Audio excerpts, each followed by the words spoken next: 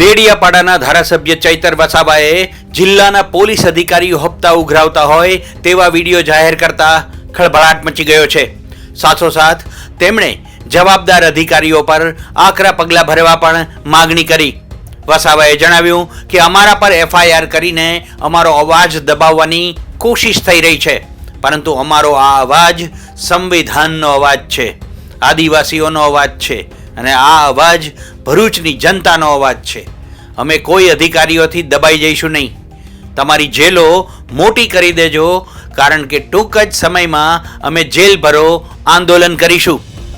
સાથોસાથ આ પ્રકારના દ્રશ્યો ગુજરાતની જનતાએ જોવું પડે એ પણ દુઃખદ ઘટના છે.